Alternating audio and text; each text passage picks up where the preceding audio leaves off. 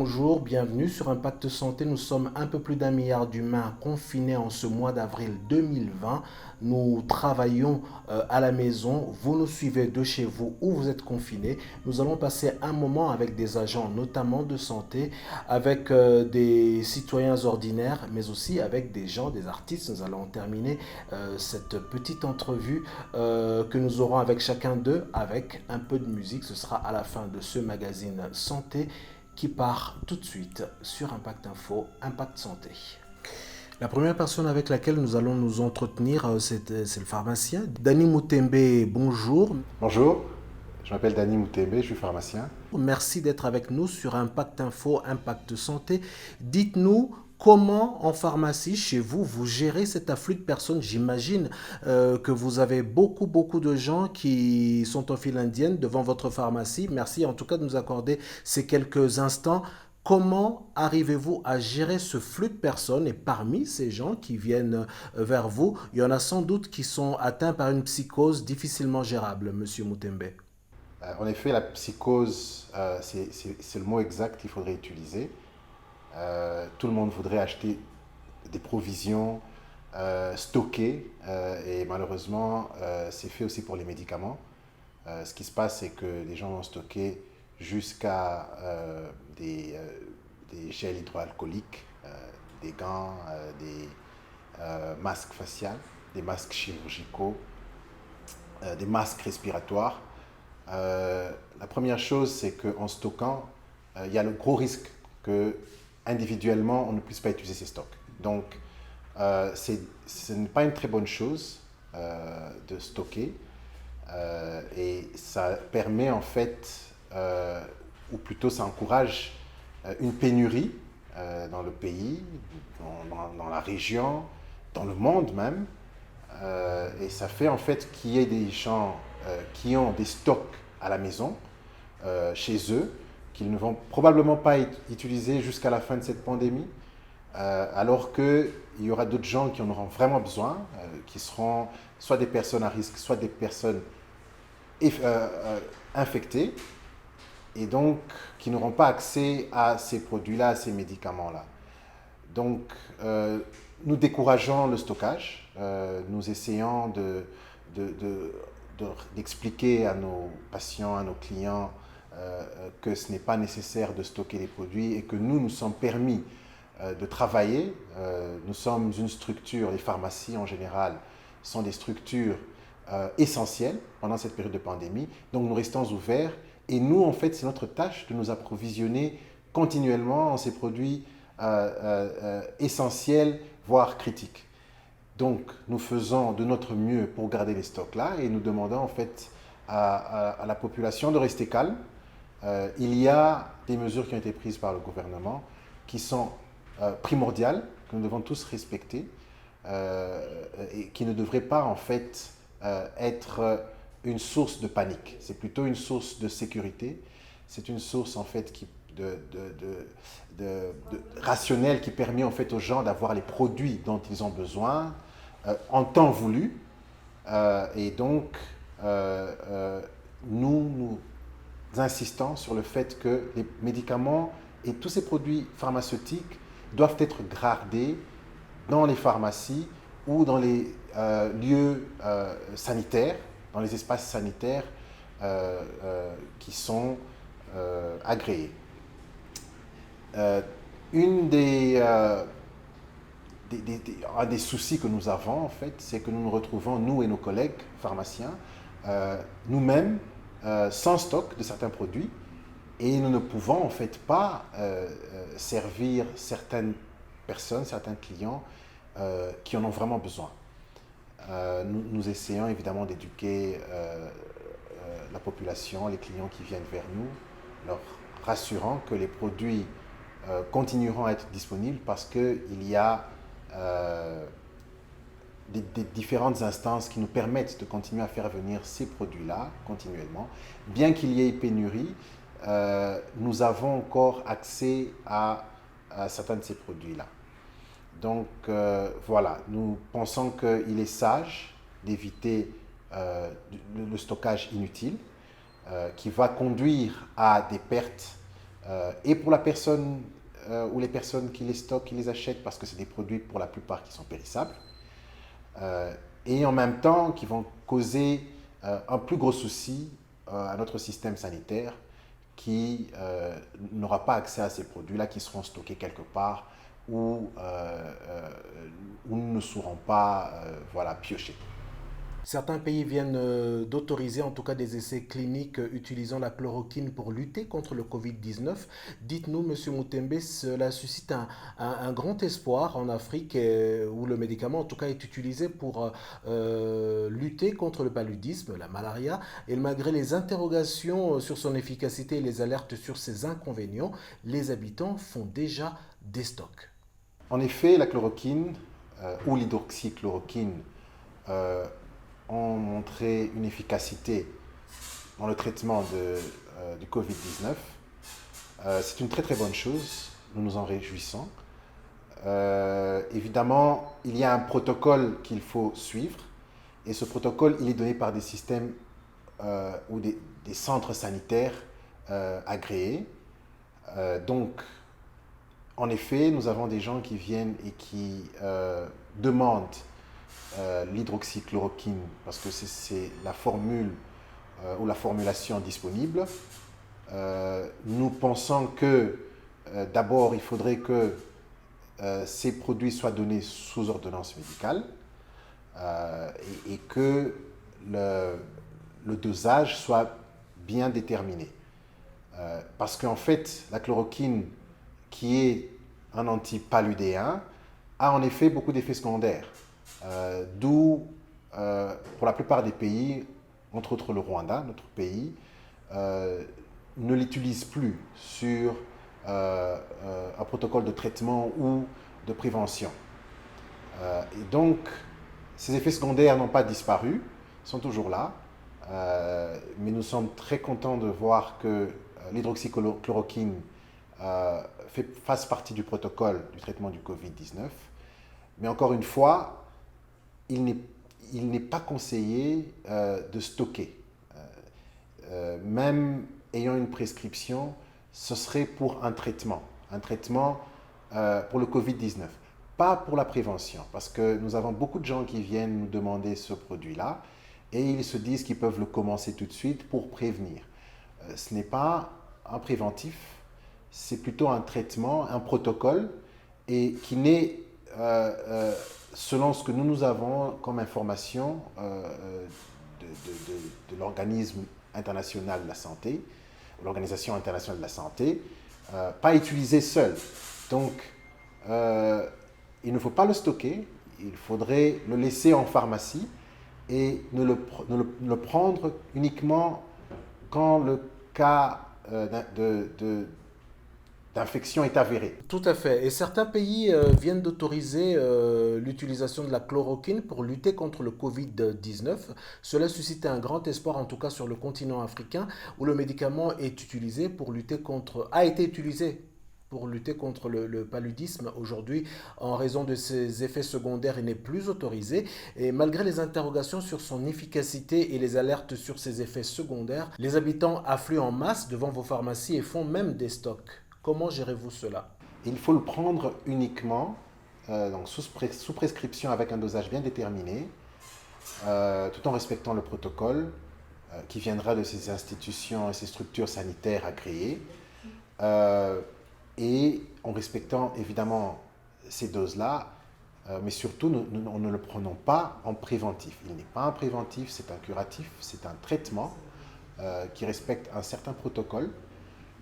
D'ailleurs, il n'est pas, il n'est pas clair ou déterminé dans tous les pays. Nous avons des protocoles que nous avons vus d'Égypte, des protocoles que nous avons vus de la Chine, des protocoles qui sont prescrits par l'OMS et nous fions à l'OMS. Et donc, c'est un produit, un médicament qui sera utilisé pour le traitement et pas pour la prévention. Donc, nous exhortons encore une fois toute personne qui inquiète ou pas de ne pas stocker ce médicament-là, d'attendre et nous espérons qu'il n'y aura pas plus de nouveaux cas, plus d'infections.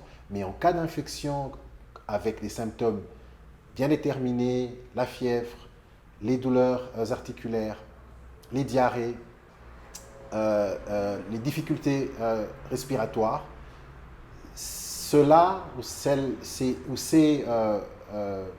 diagnostic-là, quand il est posé, avec évidemment un test confirmatoire, de confirmation, il y en a plusieurs, permettront d'établir ce protocole-là qui seront faits par ces établissements sanitaires agréés. Et seulement à ce moment-là, le produit peut être prescrit et dispensé en pharmacie en toute sécurité. Merci. Merci à vous, Dany Mutembe. Vous nous parliez de votre pharmacie, la pharmacie Conseil en pleine capitale rwandaise. Je m'en vais dans les collines rencontrer quelqu'un. C'est un couple de retraités qui a choisi de vivre au pays des mille collines. Ils sont français. Monsieur Daniel Le Scornet. Tout à l'heure, quand nous préparions cette émission, je vous sentais au téléphone vraiment ému de cette situation. Vous vous posez plein de questions. Dites-nous ce que vous ressentez et quelle est votre réflexion autour de cette pandémie qui a carrément pris de court l'humanité et qui l'a confinée finalement chez elle, parce que je vous rappelle que nous sommes un peu plus d'1 milliard d'humains qui sommes confinés chez nous. Je vis cette situation avec une émotion très profonde, ne serait-ce que parce que des proches sont touchés par la maladie en Europe déjà, parce que des populations pauvres, parce que des pays qui n'auront pas les moyens sanitaires vont être très durement frappés, et en même temps avec une certaine excitation intellectuelle, parce que on est là dans l'histoire de l'humanité, on se resitue de façon à la fois dans l'espace et dans le temps parce que c'est pas une situation que notre humanité n'a pas connue. Il y a eu les grandes pestes, mais il y a eu surtout la grippe espagnole qu'on aurait pu aujourd'hui, dont on pourrait aujourd'hui tirer beaucoup d'enseignements. On est là aussi avec un monde qui est certes mais qui réagit de façon très différenciée suivant les espaces, avec en Asie par exemple une vision plus futuriste, y compris dans le traitement de cette pandémie, avec l'idée de tester en masse la population, de faire appel à l'intelligence artificielle, et puis de l'autre côté un monde occidental et l'Europe en particulier qui souffre terriblement, avec des retards, avec aussi le fait qu'elle paie des politiques d'extraversion de toute son économie, le fait que les biens communs n'aient pas été trop privatisés, trop réduits, et donc on voit là qu'il y a des espaces qui ne réagissent pas de la même façon et que la géopolitique mondiale est en train de se transformer. Il y a aussi le devenir des pays africains, des pays d'Amérique latine, de tous ces pays émergents qui ne doivent pas suivre donc une voie occidentalo-centrée, qui doivent trouver leur propre façon de faire face à cette crise de civilisation. Crise de civilisation qui ne va pas se régler uniquement parce qu'on est face à ce grand choc. Il va falloir que les populations fassent beaucoup d'efforts et beaucoup de courage pour remettre en cause une civilisation qui, d'elle-même, va vers des catastrophes de ce type. Donc, on est à la fois dans l'intime, le plus profond, mais aussi dans un moment où tout se joue et où l'histoire humaine, l'histoire de l'humanité peut se réconcilier dans ce présent qui est porteur de tout le passé, mais aussi du futur. On n'a pas envie de mourir, à cette période, parce qu'on voudrait bien savoir comment l'humanité va faire face à ce choc. Merci à vous, Daniel Le Scornet. Je comprends votre sentiment, je comprends votre questionnement et je vous remercie beaucoup pour ce moment que vous avez voulu partager avec nous sur Impact Info, Impact Santé. Nous allons quitter Monsieur Le Scornet, la famille Le Scornet, pour aller rencontrer un monsieur qui est confiné chez lui. C'est un artiste, c'est le lauréat du concours découverte d'RFI 2018. Ivan Bouravan est avec nous. Bonjour Ivan, dites-nous d'où vous êtes confiné chez vous. Quel est le sentiment qui vous anime en ce moment? Merci beaucoup Armand aussi pour la question. Et oui, je suis confiné à la maison, chez moi. Je reste à la maison comme tous les autres. Et le sentiment qui m'anime, c'est la solidarité avec tout le monde parce qu'on est dans ça, tous. Et je suis vraiment triste pour ceux qui sont en train de mourir, en train d'être contaminés. Mais pour arrêter ça, pour éviter d'en avoir plus, je reste à la maison. Donc c'est ça. Et puis ce que je fais, moi je suis musicien, à part que mon métier, mais c'est ce que j'aime le plus. Donc je suis à la maison, je joue à ma guitare, je compose des chansons, je chante, j'écoute des autres musiciens. Donc je suis dans la musique, tu vois. Euh, je vis la vie que je vis toujours, mais à la maison. Donc voilà, c'est ça, c'est ce que je fais pendant toute la journée. Et je suis toujours là où ça arrive et je prie pour que ça finisse vite et que le monde se remette sur ses pieds.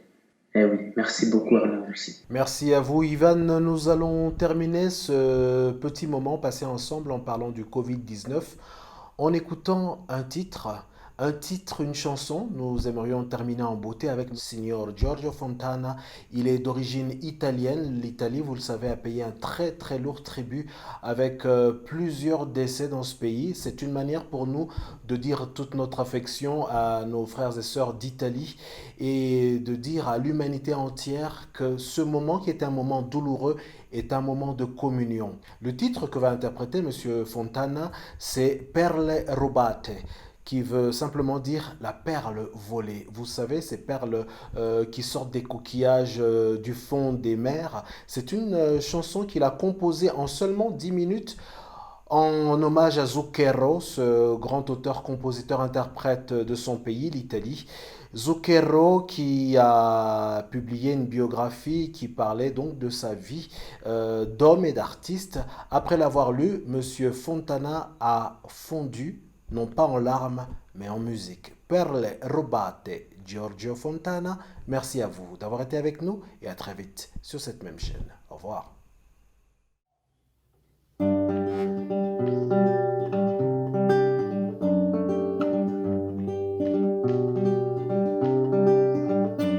C'è una festa di campo in sol, in tempi lontani. Sono fragranze di arancio rugiada e fiori di prato. È una vecchia canzone che suona, un refrain di note sbiadite, un altare, un armonium e un riff di ombre e fandango. Sulla piazza un'orchestra che prova, è giornata di sposa. I campi si schiudono al tocco di mani bagliose.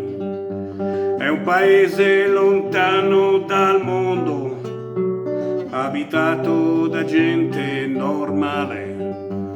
E l'alba riscalda la terra e sente di mare. È tempo di andare via, nuovi tramonti su fiumi lontani, sapendo già che in fondo al cuore porterà il tocco delle sue mani. E poi lo sai che è inutile parlare, le frasi suonano vane. Le parole son perle rubate al fondo del mare. Compagna di frasche di vita, ti sei presto smarrita. Un corpo ramingo e battuto cerca un piccolo aiuto. Un cortile modesta dimora, nuovi accordi che accolgono l'aurora. Tuo viso due gocce di giada e frasi perdute. Ma è sempre tempo di andare via verso nuovi orizzonti lontani, ma cerco ancora con nostalgia il tocco frugale delle sue mani. E ormai lo so che è inutile parlare, le frasi suonano vane, le parole son perle rubate al fondo del mare.